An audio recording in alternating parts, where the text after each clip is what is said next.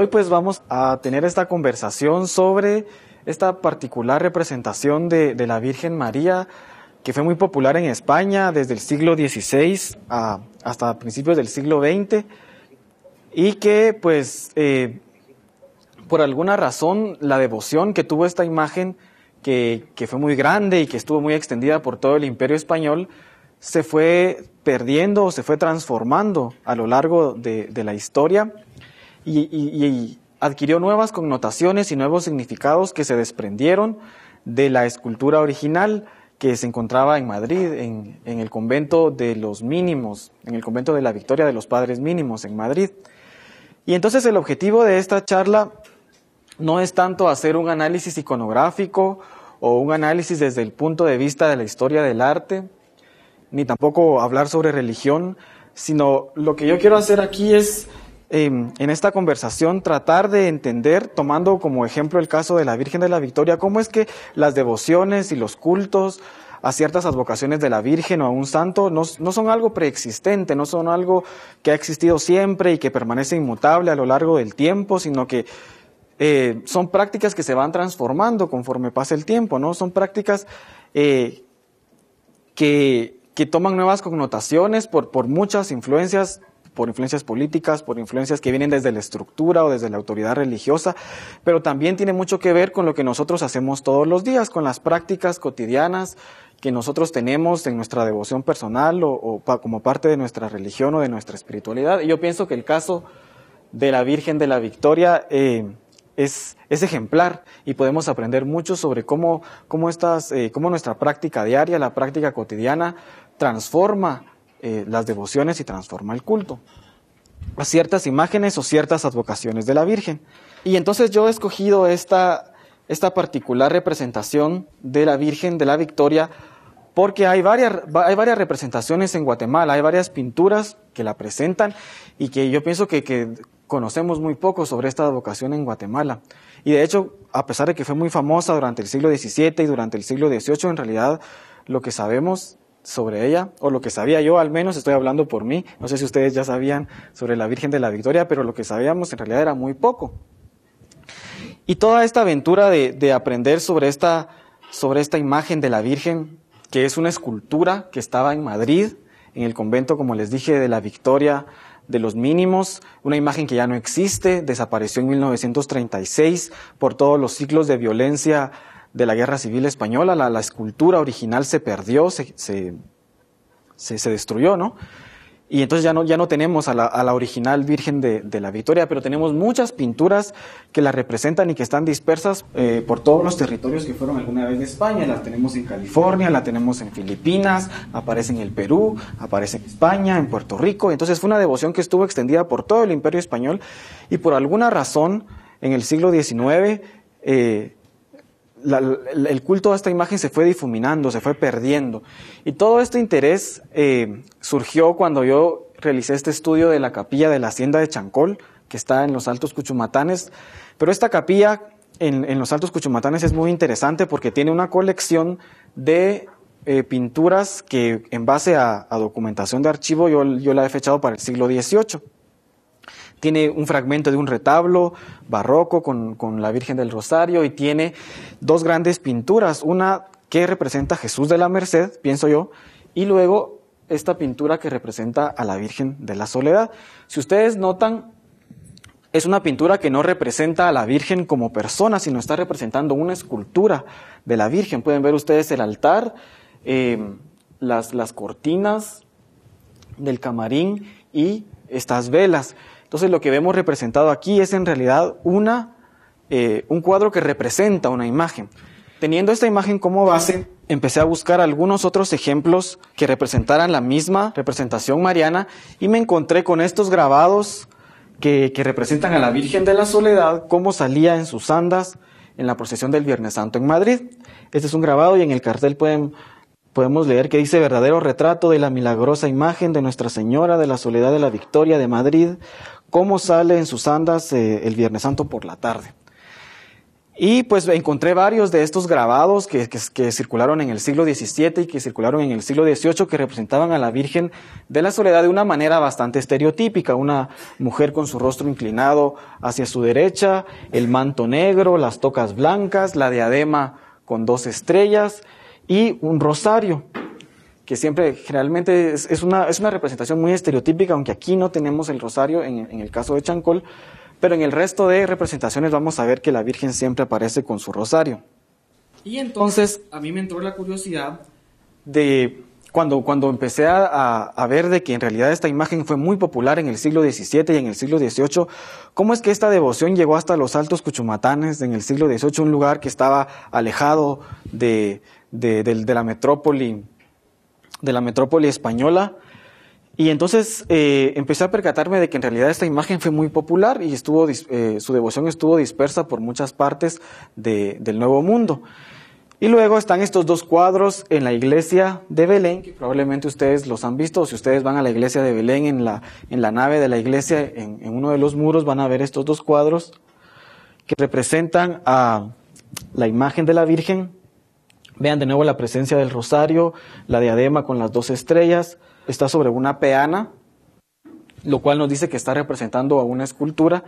Y luego tenemos esta otra representación que es muy parecida a la que vimos en el grabado, ¿no? Es la Virgen sobre sus andas con una cruz con 2 espadas, y luego tenemos aquí el cartel que dice: este es el verdadero retrato de Nuestra Señora de la Soledad, cómo sale en sus andas el Viernes Santo.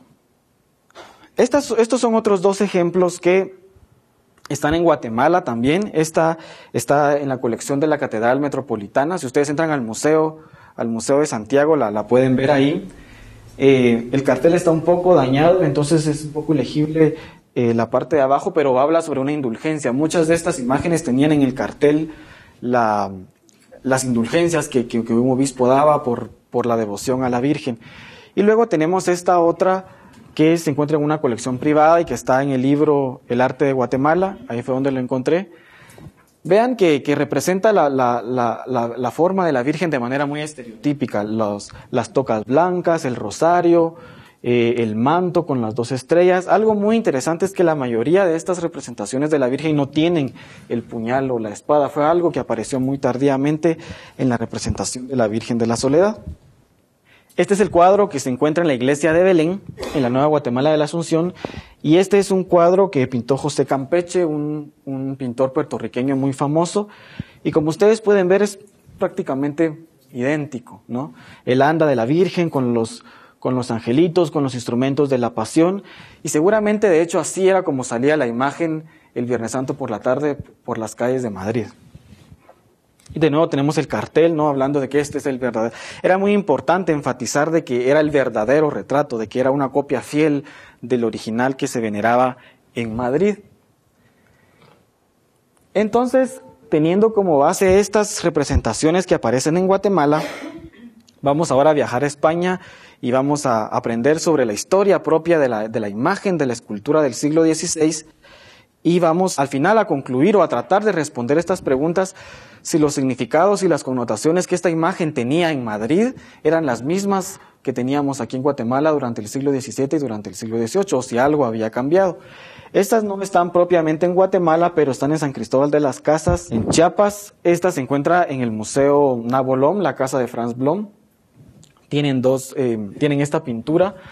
Que vean de nuevo también la misma forma de representar a la Virgen, las tocas blancas, la diadema, el rosario. Este es uno de los retablos en la Catedral de San Cristóbal de las Casas. Las pinturas del retablo, creo yo, están narrando la vida de San Juan Nepomuceno, y pues la imagen de la Virgen se encuentra en el cuerpo superior del retablo. Y vean, estas son otras imágenes que representan la misma forma mariana en otras partes del Imperio Español. A mí en particular esta me parece una pintura excepcional, es de Cristóbal de Villalpando, es una pintura muy realista. Si ustedes se fijan también la representación es bastante estereotípica, ¿no? La presencia de cortinas, los altares, manteles, vemos que hay velas o hay floreros, ¿no? Y si se dan cuenta también la forma sigue los mismos patrones, hay diademas, no hay espadas en el pecho, la presencia de los rosarios. Parte de la forma de representar así a la Virgen era porque estas pinturas deseaban ser trampantojos. Los trampantojos, como su nombre lo dice, eran trampas para los ojos, ¿no? Y entonces los pintores, cuando representaban a la Virgen, trataban de darle un aspecto muy real, de tal forma que cuando el devoto estuviera viendo la imagen, no estuviera viendo simplemente una pintura, sino que estuviera viendo a la imagen original de la Virgen. Y pienso que en el caso de Cristóbal de Villalpando se logra de manera muy precisa, ¿no? Todo el juego de sombras y de luces le da un aspecto muy real. Y esa era parte de la intención del artista, de crear esta trampa para los ojos y de que el espectador, cuando estuviera viendo a la imagen, no estuviera viendo solo una imagen, una representación, sino que estuviera viendo al original mismo a través de este trampantojo a lo divino, como se le llamaba.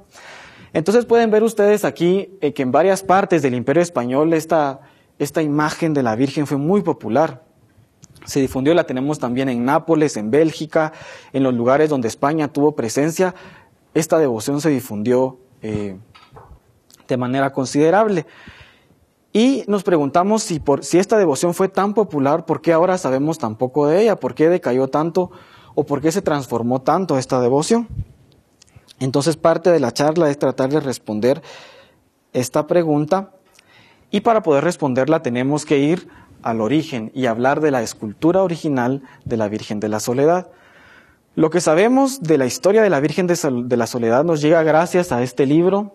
Como buen libro barroco tiene un nombre kilométrico, pero vamos a referirnos a él como el discurso del ilustre origen. Lo escribió un fraile mínimo, el padre Antonio Ares, y pues ese es una narración que nos habla sobre los orígenes de la imagen y sobre los milagros, porque además era una imagen milagrosa, ¿no? Era aclamada en Madrid como una imagen milagrosa, y el padre Antonio nos cuenta esta historia de la Virgen tomando también elementos de la teología y tratando de presentar una imagen bastante elaborada de esta particular representación de la Virgen.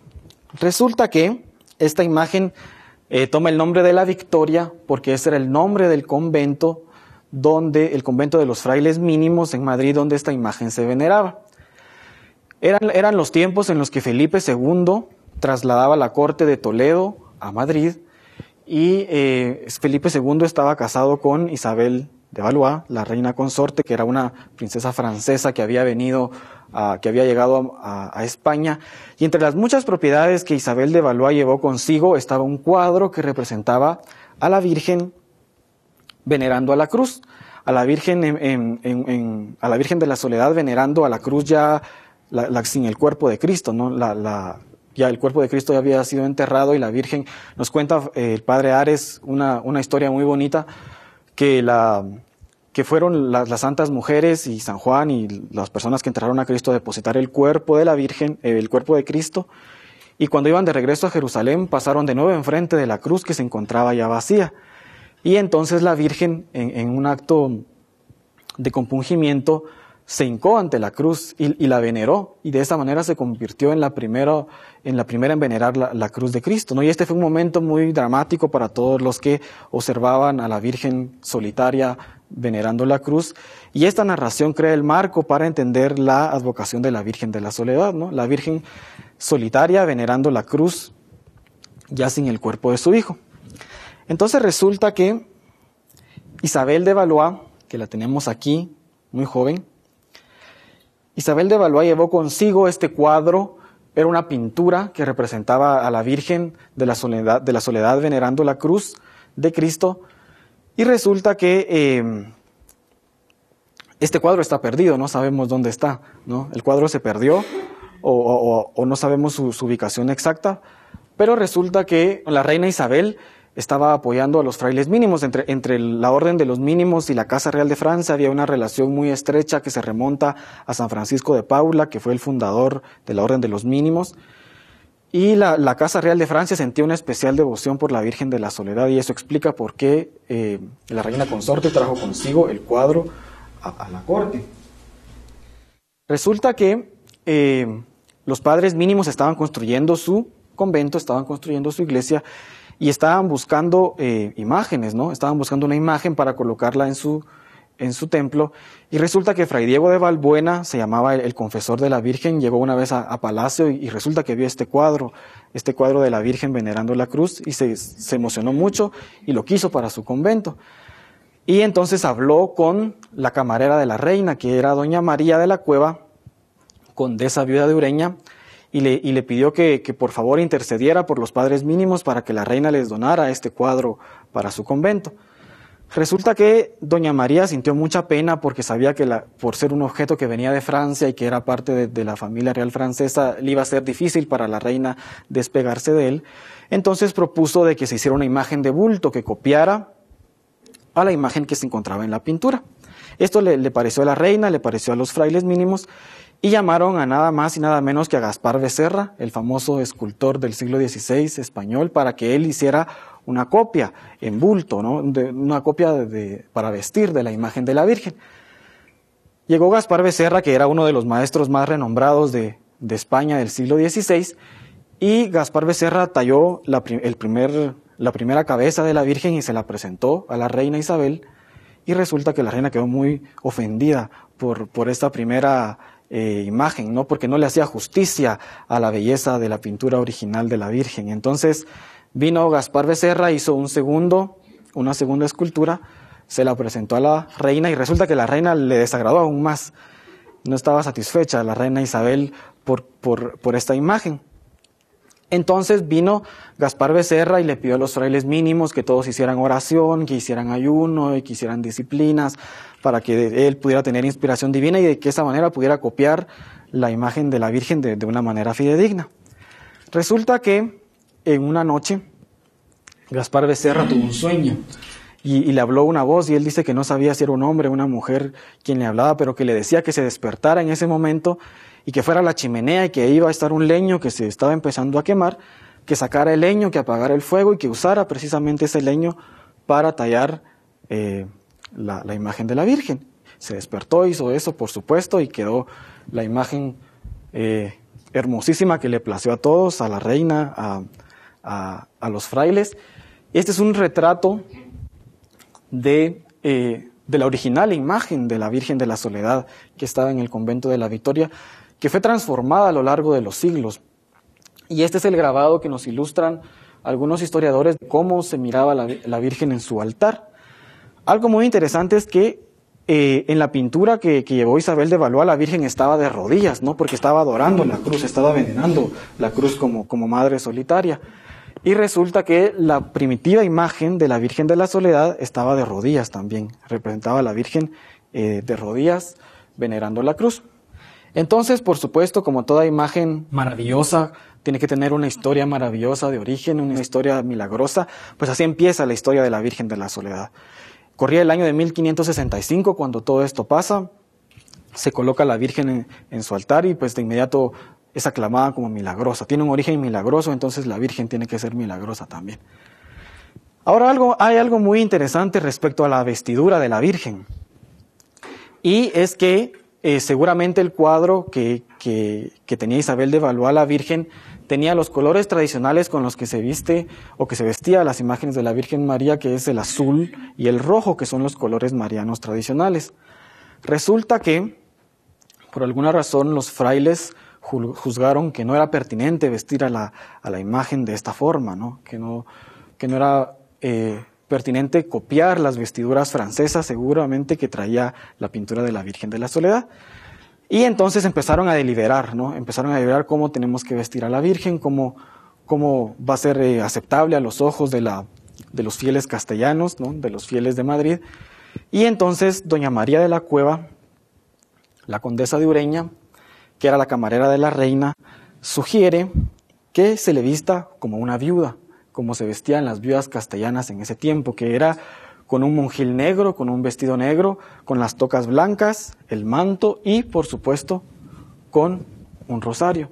Y doña María misma dona sus propias ropas, ¿no? Ella le da las propias ropas de viuda que ella utilizaba, se las dona a la imagen de la Virgen, y así es como se expone la Virgen por primera vez, vestida como una viuda castellana, como una viuda noble castellana. Y entonces eso creó un gran impacto cuando la gente vio a la Virgen vestida como una castellana, vestida como una de ellos, creó un gran impacto y seguramente eso disparó la devoción a la Virgen en Madrid, que desde el principio fue aclamada como una imagen milagrosa. Aquí les tengo un ejemplo de María de Austria, que llegó a pasar sus últimos días a España. Estos son dos retratos, ¿no? María de Austria joven, y aquí la tenemos vestida como una viuda noble. Los retratos son muy interesantes porque los retratos son una conversación entre el retratista, el retratado y el que mira el retrato, ¿no? Entonces hay un juego muy interesante de cómo queremos ver las cosas y cómo las cosas quieren ser representadas. Y a mí me parecen estos retratos sumamente interesantes. Aquí tenemos el retrato de Mariana de Austria, otra reina consorte española. Véanla como reina consorte, con toda su parafernalia de reina, y luego la vemos ya como viuda, ¿no? Vistiendo el monjil negro, las tocas blancas y el manto negro. En este caso no tenemos el rosario, pero sabemos de que el rosario negro era parte también del atuendo que se colocaban las viudas castellanas de ese tiempo. Bueno, déjenme decirles que lo que les cuento ahora, aparte de la narración del padre Ares, estoy citando el estudio de Eduardo Fernández Merino. Él escribió un libro que se llama La Virgen del Luto, que es un libro precisamente sobre esta vocación en particular de la Virgen de Soledad en España y cómo se extendió a todas partes de España desde Madrid. Y Eduardo Fernández presenta un estudio muy minucioso, muy acucioso, tomando las referencias existentes sobre la imagen de la Virgen de la Soledad de la Victoria. Y él, además, su trabajo tiene un valor especial porque él mismo es vestidor de dolorosas y de soledades, ¿no? Y entonces él nos ilustra aquí cómo en su libro, pues cómo se vestía la imagen y cómo se vestían las viudas castellanas de ese tiempo, ¿no? Vean en el montón de capas que tenían que colocarse las señoras, la camisa, luego las enaguas, el verdugo, el manteo, el monjil, que era propiamente el vestido negro, las tocas blancas y finalmente tenemos el manto y el rosario. Así se vestían las viudas castellanas en el siglo XVI, y así se vistió a la Virgen, ¿no? Así se vistió a la Virgen como una viuda noble, como una viuda castellana noble. Lo interesante es que el padre Ares en su narración elabora todos estos conceptos de la viudez mística de la Virgen, ¿no? La Virgen en realidad no era una viuda, puesto que en este momento de la soledad aparece como deuda o doliente de su hijo, pero él elabora mencionando a San Buenaventura, mencionando a San Anselmo, todos estos conceptos que presentan a la Virgen en el momento de la muerte de su hijo como una viuda mística, como una viuda cósmica. Y entonces tenemos la imagen de la Virgen de la Soledad que se veneraba en el convento de la Victoria, vestida como una doliente, con una deuda castellana noble, por supuesto. Y esto es muy interesante porque la devoción en el siglo XVI y siglo XVII, siglo XVIII a la Virgen de la Soledad está muy conectada con la Casa Real de España, ¿no? Sabemos por los estudios de Eduardo Fernández y también por los estudios de Elena Sánchez, que ha estudiado la trayectoria de esta devoción en Madrid específicamente, cómo la procesión de Viernes Santo era una procesión muy fastuosa, ¿no? Era la procesión que salía con varios penitentes adelante de la imagen, luego venían las andas procesionales con la imagen de la Virgen propiamente dicha, y luego teníamos a la Casa Real, ¿no? A la reina, a los reyes, a la nobleza asistiendo, y era un poco esta idea del santo entierro como un cortejo fúnebre real, ¿no? Era esta idea de presentar el santo entierro como algo pomposo, porque por supuesto al que se va a enterrar es al Rey de Reyes, ¿no? Entonces tiene que ser un cortejo pomposo. Y en esta procesión de la Virgen de la Soledad, pues jugó un papel muy importante la nobleza castellana y la Casa Real de España. Ahora sabemos que esta imagen se veneraba en el convento de Madrid, desde el primer momento tuvo fama de milagrosa, se formó una cofradía para el culto de la Virgen, y resulta que esta devoción era tan popular que luego empezaron a aparecer otras imágenes en el mismo Madrid, ¿no? De repente otras iglesias tenían sus propias vírgenes de la soledad que también empezaron a ser populares y que también empezaron a tener su propia devoción y empezaron a tener sus propios fieles. Y bueno, lo que les voy a contar aquí es el estudio de Elena Sánchez, precisamente sobre estos cambios y transformaciones en el Madrid del siglo XVII y del siglo XVIII. Aquí tenemos un grabado estereotípico que nos representa a la Virgen de la Soledad de la Victoria, podemos ver en el cartel, en su procesión del Viernes Santo. Y luego vean, tenemos este otro grabado, pero aquí nos dice que se trata del verdadero retrato de la soledad del Santo Rosario Cantado que se venera en la capilla de Nuestra Señora de la Concepción de San Felipe del Real de esta corte, o sea, de Madrid. Entonces resulta que tenemos una imagen que luce exactamente igual a la Virgen de la Soledad de la Victoria, pero en estos grabados de devoción no aparece identificada como la Virgen de la Victoria, aparece identificada como la Virgen de San Felipe del Real.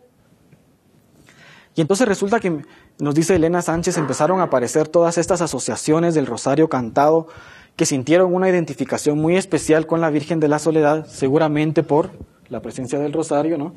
Sintieron esta identificación con la Virgen y la empezaron a nombrar como patrona de estas asociaciones del Rosario Cantado. El Rosario Cantado era una procesión que salía por las calles en los barrios, donde se iba cantando el Rosario, ¿no? Era una procesión muy concurrida, donde iban niños y pues se iba cantando los misterios del Rosario. Y estas imágenes de la soledad fueron muy populares y se procesionaban, ¿no? Mientras salía el Rosario Cantado por las calles, pues salía estas imágenes. Y la devoción a estas imágenes particulares se difundía a través de estos grabados, de estos pequeños grabados de devoción.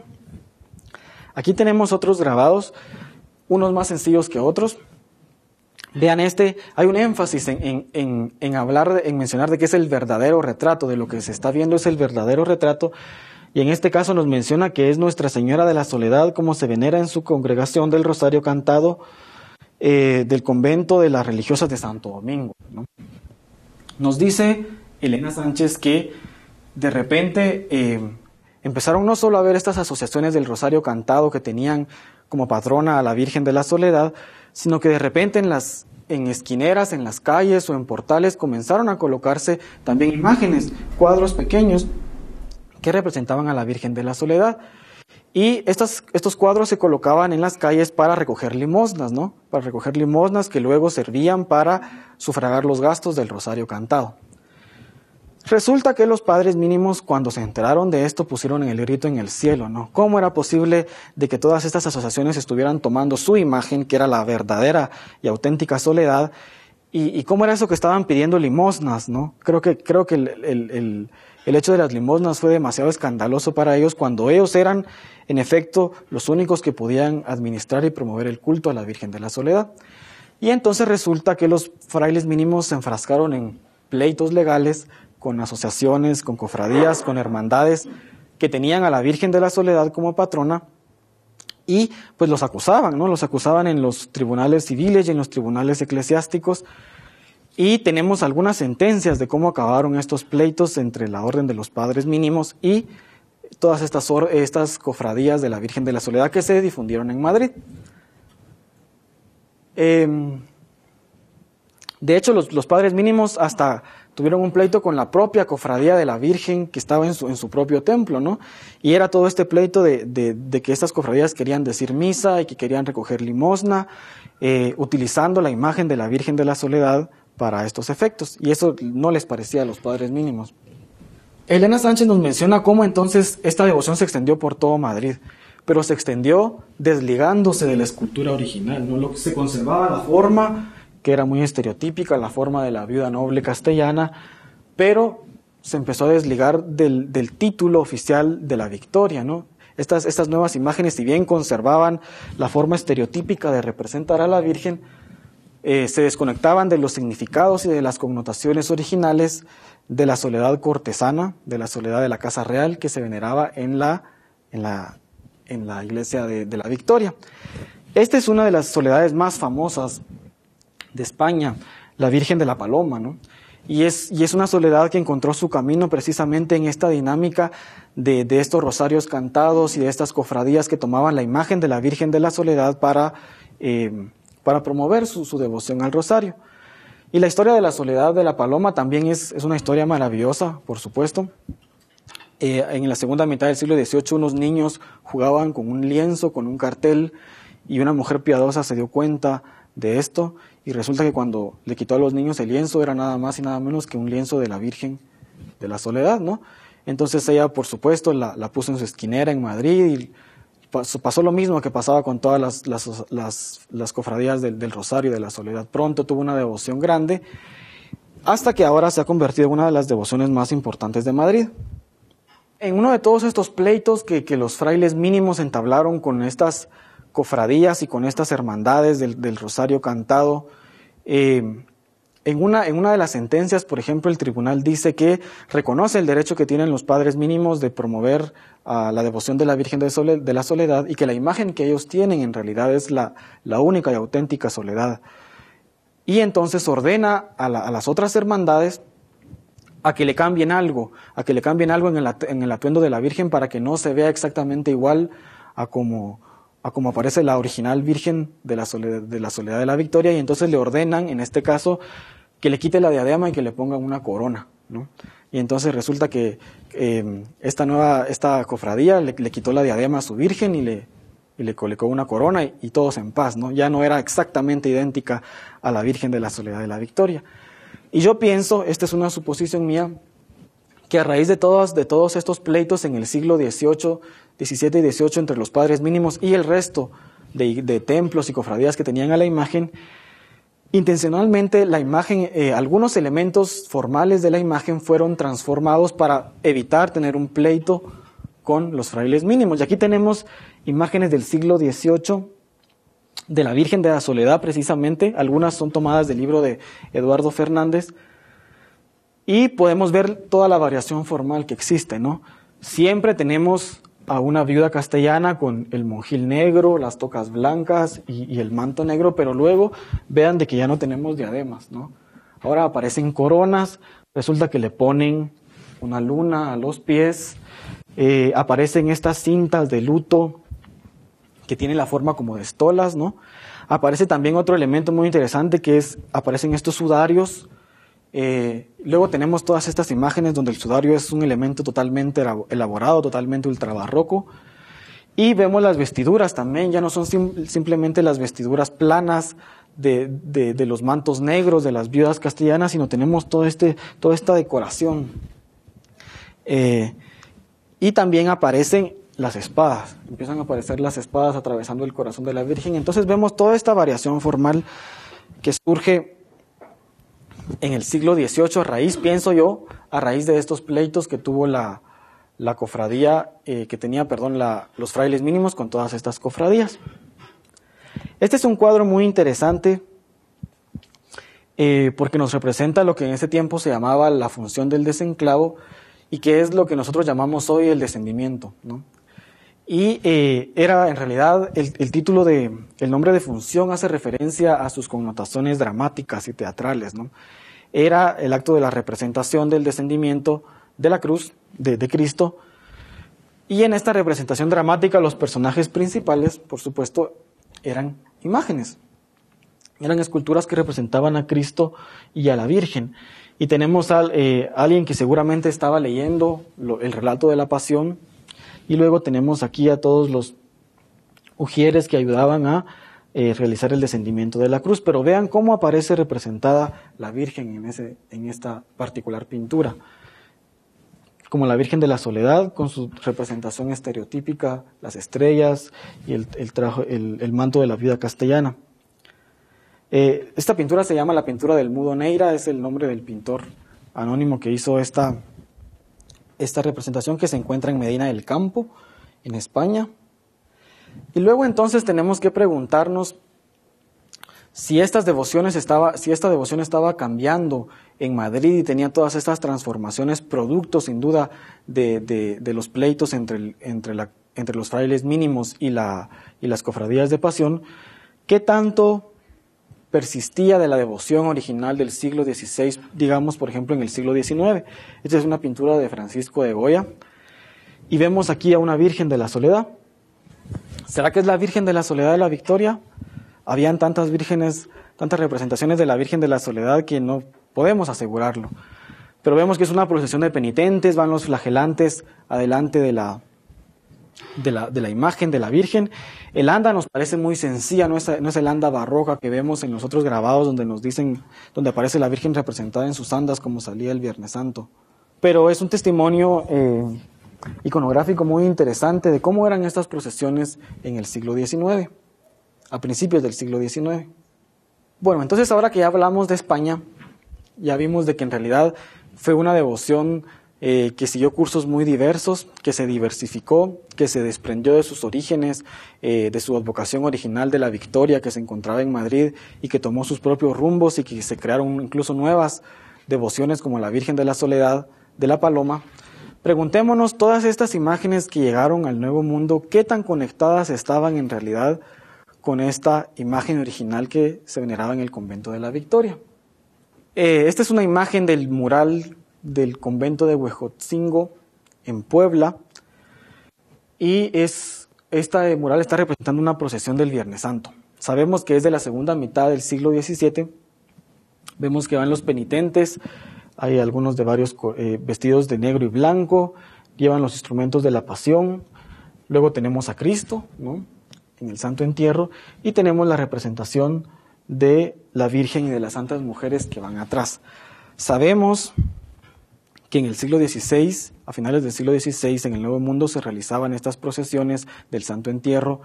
En Guatemala tenemos evidencia de que al menos existían cofradías del Santo Entierro en Santo Domingo, las famosas cofradías de la Veracruz, que eran cofradías franciscanas que estaban extendidas por todo el Nuevo Mundo y por España y que estaban específicamente dedicadas a la celebración y a la conmemoración de los eventos del Viernes Santo. Y la pregunta es si esculturas o imágenes inspiradas en la Virgen de la Soledad se procesionaban también aquí en el Nuevo Mundo. Esta imagen es una imagen que retrata una procesión que salió en 1651 en México, en Singuilucan. El cuadro es de 1741, pero está conmemorando un milagro que sucedió en 1651. Y es el milagro del famoso Cristo de Singuilucan, que sudó. Mientras iba en la procesión del Viernes Santo, los fieles de repente se dieron cuenta que la imagen de Cristo estaba sudando, y entonces detuvieron la procesión para constatar que de verdad estaba sudando, bajan la imagen y se dan cuenta que en efecto había ocurrido el milagro, que la imagen de Cristo estaba sudando. Y pues desde entonces este lugar se convirtió en un santuario, ¿no?, que atrajo miles de personas alrededor de la veneración del Cristo. Pero vean a la Virgen de la Soledad, cómo aparece la Virgen de la Soledad en su procesión. Es prácticamente la representación estereotípica de la Virgen de la Soledad de la Victoria, ¿no?, vestida con su monjil negro, las tocas blancas, el manto negro, y en este caso tiene en sus manos un sudario, que como les mencioné es un elemento iconográfico que empezó a aparecer en el siglo XVIII. Una de las soledades más famosas del Nuevo Mundo es la soledad de Oaxaca, que también por supuesto tiene una historia milagrosa que está de alguna forma relacionada con Guatemala. Nos cuenta la historia, la leyenda, que iba un arria de mulas con una caja y que venía para aquí, venía para Guatemala. Y resulta que cuando pasó por Oaxaca, la mula dijo, ya no más, yo ya no me muevo. La caja que llevaba la mula pesaba demasiado, no se podía mover, y cuando abrieron la caja resulta que encontraron la imagen de la Virgen de la Soledad, una soledad que venía para Guatemala. Y este es un exvoto que nos representa a la Virgen de la Soledad de la Victoria, y la vemos también con algunas variaciones. Vean, las tocas aparecen ya con encajes, pero siempre conservamos aún el vestido, el manto negro, y luego aparece el sudario, ¿no?, el sudario con manchas de sangre, que como les menciono, era un elemento que se introdujo tardíamente. Esta es la Virgen de la Soledad de Oaxaca como se ve hoy.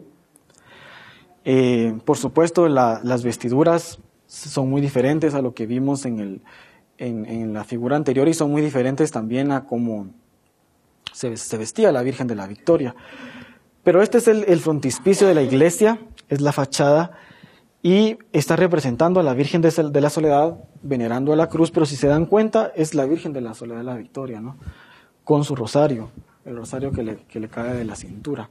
De tal manera que pienso yo, al menos algunas nociones asociadas con la forma y los significados de la Virgen de la Victoria seguían presentes o vinieron al Nuevo Mundo, pero de cierta forma fueron reinterpretados, y se apartaron de la imagen original de la Virgen de la Victoria. Esta es una fotografía del retablo de la Virgen de la Soledad en la Catedral de México. Aquí vemos un trampantojo muy estereotípico, ¿no? La Virgen, como la hemos visto en otras representaciones. Algo muy interesante es que los primeros grabados y las primeras pinturas representaban a la Virgen de rodillas, porque así era como estaba originalmente la Virgen de la Soledad en Madrid. Pero a lo largo del tiempo la Virgen se puso de pie, ¿no? Y la vemos ya en el siglo XVIII, o incluso en el mismo siglo XVII, estos cuadros donde la Virgen aparecía ya de pie. Tal vez por alguna solución estética, pienso yo, que tiene que ver con la proporción humana, que los artistas decidieron de alguna forma poner de pie a la Virgen y no de rodillas. Bueno, hasta el momento lo que hemos visto son las imágenes, las representaciones que estaban en las iglesias y que en cierta forma, digamos, eran las imágenes patrocinadas por la autoridad religiosa y por la estructura religiosa, pero una forma interesante de ver la perspectiva de los devotos y de los fieles es analizando los exvotos. Estos son exvotos mexicanos dedicados a la Virgen de la Soledad. Este es un exvoto de 1740, nos narra un milagro que ocurrió en México, un terremoto, ¿no? El terremoto sepultó a una madre con su niña, y aquí están sacando a la niña, aquí están sacando a la madre de los escombros, y entonces el exvoto es para darle gracias a la Virgen de la Soledad, que por su intercesión se salvaron estas dos vidas. Pero vean cómo aparece representada esta Soledad de 1740. Muy diferente a la Soledad de la Victoria. Casi 100 años después tenemos este otro exvoto, un presbítero que dedica un exvoto a la Virgen de la Soledad.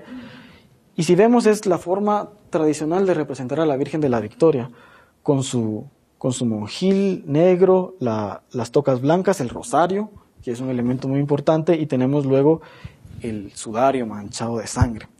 ¿Qué pasaba aquí entonces? Porque hay estos juegos de referencia, ¿no? Que sí nos referimos a la Virgen de la Victoria, no, de repente vestimos a la Virgen de otra forma. Y pienso yo que parte de estos cambios y esta transformación tienen que ver porque muchas de estas imágenes eran imágenes de vestir, ¿no? Las imágenes que se procesionaban el Viernes Santo eran imágenes de vestir y por lo tanto eran también víctimas de la moda del momento, ¿no? Toda esta idea de vestir a la deidad o de vestir a la divinidad como nosotros crea una conexión muy, muy importante y muy fuerte entre nosotros y la divinidad, ¿no? Por ejemplo, vamos a los pueblos del altiplano de Guatemala y vemos que muchos de los santos están con sus trajes, con el traje típico del pueblo, ¿no? El vestido crea una conexión interesante en la forma en la que nosotros vemos e interpretamos a la divinidad y las hacen un poco más cercana hacia nosotros. Por eso es que la primitiva Virgen de la Victoria, vestida como una doliente castellana, tuvo tanto éxito cuando se puso su veneración en Madrid. Bueno, entonces, como les mencioné al principio, el objetivo de la charla es tratar de entender cómo es que estas devociones, que estos cultos no son algo estático, algo que no cambia, algo que es eterno a lo largo del tiempo, sino que en realidad a través de las prácticas comunes y cotidianas de la gente, estos cultos se van transformando. Y aunque tenemos formas, como en el caso de la Virgen de la Soledad de la Victoria, formas que persisten a lo largo de los siglos, los significados asociados a estas formas pueden cambiar y pueden transformarse. Y es este juego entre forma y significado, ¿no? Forma y significado que se moldean mutuamente y se van haciendo sentido mutuamente. Y les traigo este ejemplo de un caso exitoso de reproducción de una devoción y es el caso de la Virgen de Guadalupe. Una devoción que ahora está extendida por todo el mundo, que hay un original que se encuentra en México, un original que también tiene una historia milagrosa, tiene un origen milagroso, pero todas estas imágenes que se encuentran dispersas alrededor del mundo son una referencia al original.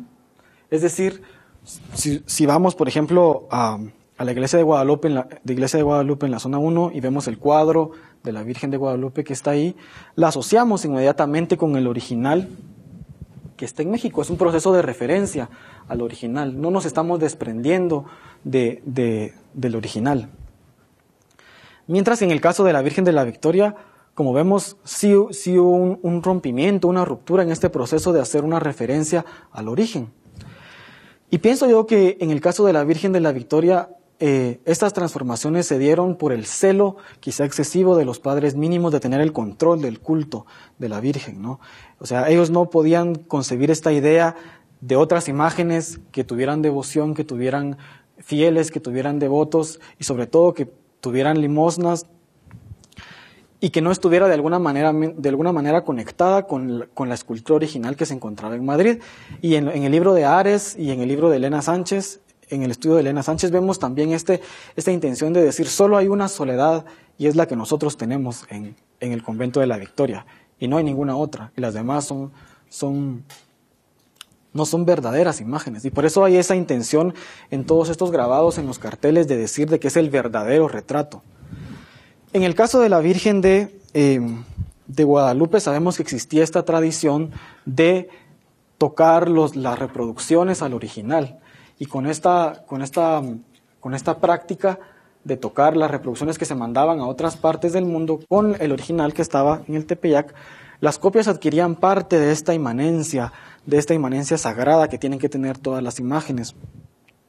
Y en el caso de la Virgen de la Victoria vemos un proceso totalmente diferente, ¿no? De repente la imagen que fue muy popular y que fue muy querida por todas las connotaciones que tenía, ¿no? Por todas las connotaciones de luto y de pérdida que todos alguna vez experimentamos en la vida y que por eso hizo esta imagen de la Virgen tan cercana al pueblo. De alguna manera pienso yo que la acción de los padres mínimos como únicos controladores de esta devoción creó esta ruptura entre la práctica diaria de la gente que quería este ícono, que se sentía identificado con él, pero que también quería estar alejado de problemas legales con los padres mínimos, ¿no? Y el caso de la Virgen de Guadalupe es totalmente lo opuesto, ¿no? Imagínense ustedes que el obispo de México estuviera demasiado celoso de su culto y que hubiera dicho, no, solo hay una imagen de la Virgen de Guadalupe y es la que tenemos en el Tepeyac y las demás no tienen el mismo significado. Y pienso yo que tendríamos otra historia ahora, ¿no? Y esto es muy interesante porque sabemos que hasta el siglo XIX todo este proceso de peregrinar a México, durante el siglo XVII y XVIII las peregrinaciones al Tepeyac eran en realidad escasas. Era muy difícil por la misma configuración social de la colonia hacer esta peregrinación hasta México y entonces la reproducción del culto a la Virgen de Guadalupe se hacía precisamente a través de todos estos grabados y de estas réplicas tocadas a la original que tomaban algo del poder de la imagen del Tepeyac y de esta manera se expandió esta devoción. Y la peregrinación al Tepeyac tiene ese boom cuando aparece el ferrocarril, cuando aparecen las carreteras. Y en el caso de la Virgen de la Soledad de la Victoria no tenemos tampoco este mismo proceso de peregrinar a ver a la Virgen, ¿no? De peregrinar a ver la imagen de la Virgen de la Victoria, sino la forma en que se reproducía esta devoción era teniendo a la Virgen cerca de nosotros, teniéndola en nuestro templo, teniéndola en nuestra calle. Y de esta forma, a través de esta práctica diaria cotidiana de la religión y de la fe y de la devoción, todas estas nuevas soledades se desprendieron. Hacían referencia a la forma original de la imagen que se conservaba en Madrid, pero los significados asociados a la viudez y al luto cortesano pronto se fueron desprendiendo, se fueron apartando y estas formas tomaron nuevos rumbos. Ahora vamos de regreso a nuestro país y pensemos cómo estas imágenes de la Virgen de la Soledad de la Victoria han afectado o han influido a nuestras soledades guatemaltecas. La soledad de Santo Domingo, que creo yo es la soledad por excelencia de Guatemala y además una de las más antiguas, sabemos la existencia de la cofradía al menos de la Virgen de la Soledad a finales del siglo XVI.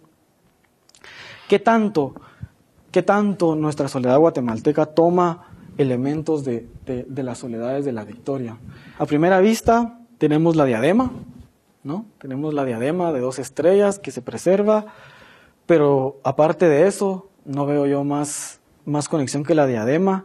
Y sin embargo tenemos todas estas imágenes, ¿no? En la catedral, en Belén, la tenemos en San Cristóbal de las Chiapas, en los Cuchumatanes, Imagínense lo lejano que eran los Cuchumatanes en el siglo XVIII, pero ahí estaba la Virgen de la Soledad de la Victoria. Entonces pienso yo que estas imágenes que venían a nuestro país estaban de alguna forma desconectadas de la escultura original que estaba en Madrid. Si las mismas imágenes que estaban en Madrid estaban ya desconectadas de todos estos significados de la viudez noble y de la viudez cortesana, cuánto más en estos lugares estos conceptos y estos significados pudieron haber estado desconectados de la representación de la soledad. Pienso yo que este es un campo muy fértil para aprender mucho más todavía. Por ejemplo, sería interesante analizar a través de un estudio de archivo cómo funcionaban estas soledades, cómo funcionaba la soledad guatemalteca, ¿no? En el siglo XVII, en el siglo XVIII, tal vez buscar grabados, qué grabados pudieron haber. Seguramente que vinieron grabados. Si estas pinturas fueron hechas en Guatemala, porque también son pinturas anónimas y no sabemos mucho de ellas, pero si estas se pintaron en Guatemala, tuvieron que haber sido inspiradas en estos grabados que viajaban por todo el Imperio Español y que de alguna forma hicieron su camino hacia nosotros, hacia Guatemala. Y entonces con esto he querido yo presentarles estas ideas sobre cómo estas devociones se transforman constantemente, como especialmente las devociones de Semana Santa, nuestra Semana Santa, pienso yo, es algo que no podemos asumir por preexistente o asumir por algo que nunca ha cambiado y que siempre ha sido como la vemos ahora, sino que ha estado en un proceso donde juega lo que nosotros hacemos todos los días, lo que nosotros pensamos todos los días y lo que nosotros creemos y lo que piensa la estructura, lo que piensa la iglesia, lo que piensa la cofradía, lo que piensa la sociedad. Y es un juego de prácticas y este juego de prácticas lo que le da sentido y lo que le da forma a estas devociones que son, en el caso de Guatemala, son importantes, ¿no? Para nosotros. Así que esto es lo que he querido compartir con ustedes en este día. Quiero dar el crédito intelectual a Elena Sánchez, al estudio de Elena Sánchez, que ella es la que habla sobre todo estos cambios estas transformaciones en la devoción de Madrid, y a Eduardo Fernández Merino, que tiene un libro muy interesante sobre cómo se origina esta devoción en Madrid. Les recomiendo que en YouTube se metan a YouTube y busquen documental La Virgen de Luto. Es un documental que hizo Eduardo Fernández y es una recreación dramática de cómo la condesa de Ureña vistió a la Virgen con sus propias ropas de viuda. Es un documental muy bonito, es corto, los recomiendo que lo miren, se llama La Virgen de Luto. También, si ustedes quieren ver en Facebook, Eduardo Fernández tiene una página que se llama La Virgen de Luto también, y ahí los usuarios suben imágenes de la Virgen de la Soledad que tienen en sus propias comunidades. Entonces ahí van a ver ustedes imágenes de Perú, de México, de Estados Unidos. Y solo esta página es un ejemplo de lo importante que fue esta devoción, ¿no? De lo importante que fue en el siglo XVII, que fue en el siglo XVIII, y de cómo estas formas originales fueron reinterpretadas a lo largo del tiempo. Y luego están estos otros materiales que son más difíciles de conseguir, como el libro del Padre Ares, que solo está en la edición de 1640, pero es un libro muy interesante que nos tiene todas estas narraciones anecdóticas de cómo se origina el culto a la Virgen. Y pues eso es todo. Muchas gracias. No sé si quieren comentar o preguntar algo sobre... ¿Sí? Una pregunta. Con todas las diapositivas que vimos, las fotos, y hasta ahorita aparece, no sé si tiene alguna noción en qué momento o es solo en Guatemala aparece el puñal con la Virgen. Yo creo que apareció en Guatemala y en todos los dominios de España, apareció en el siglo XVIII. Apareció cuando, pienso yo, que se debe a todas estas variaciones que las cofradías introdujeron intencionalmente para tener algo que luciera diferente a la advocación de la Virgen de la Soledad de la Victoria, aunque pueden haber connotaciones más profundas desde el punto de vista iconológico o iconográfico. Pero al menos en las imágenes que yo vi, esta particular representación de la Virgen de la Victoria aparece con el puñal alrededor en el siglo XVIII. En el caso de Guatemala, La única que tiene el puñal es la que les mostré, que es de una colección privada, que yo pienso que es muy tardía, tal vez del siglo XIX incluso, porque es muy diferente a todas las demás. ¿Y de la Virgen de la Soledad de la Victoria no hay ningún ejemplo?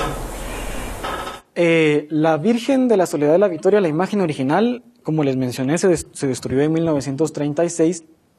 Las otras 2 copias, porque recuerden que Gaspar Becerra hizo 2 copias, y esas están en otros poblados de España y sí son aclamadas y son identificadas todavía como la Virgen de la Soledad, pero ya no se visten exactamente como vemos aquí, precisamente porque son imágenes de vestir y entonces las visten como la gente les gusta, ¿no? Como a la gente les gusta vestirlas. Y Eduardo Fernández tiene una gran colección de fotografías de otras partes de España y de América, donde se siguen vistiendo las imágenes de alguna manera similar, pero pienso yo que eso fue lo primero en cambiar la forma de vestir a la imagen, porque es el elemento más volátil de la representación de la Virgen. Sí, yo tal vez estoy equivocada, pero la Virgen que va después del Viernes Santo, después del cortejo fúnebre, es la Dolorosa, ¿no? Y la Soledad del sábado. Bueno, eso es otro punto bien interesante, porque este límite entre soledad y dolorosa es una nebulosa, especialmente en estas épocas tan tempranas como en el siglo XVI y el siglo XVII. Y pienso que nos dice en su libro Fernández Merino, nos habla de estos... tenemos estas devociones de la Virgen de Dolores, la Virgen de las Angustias, la Virgen de la Quinta Angustia, la Virgen de la Soledad, y en algún momento todas estas devociones, los límites entre todas estas representaciones se vuelven borrosas. Y pienso yo que en el caso de la Virgen de la Soledad de la Victoria, en sus etapas iniciales de devoción no había este interés tan específico de diferenciarla de otras representaciones que se parecieran. Yo pienso que lo atractivo y lo llamativo de esta imagen es que se vistió como una castellana, ¿no? Que se vistió como una castellana de luto, y eso fue lo que cautivó la atención de los devotos.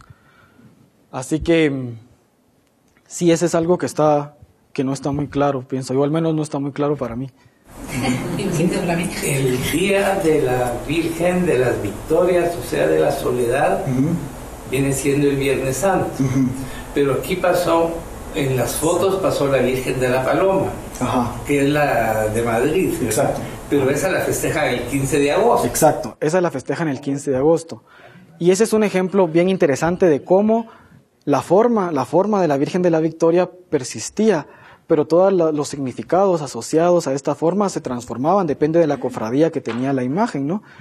Y el caso de la paloma es paradigmático en ese sentido, se desprendió totalmente de los significados asociados a la Virgen de la Victoria y creó su propia devoción que en la que persistía la forma, pero todas las prácticas asociadas a esta devoción fueron diferentes. Y eso es bien interesante, ¿sí? La Virgen tiene 7 angustias.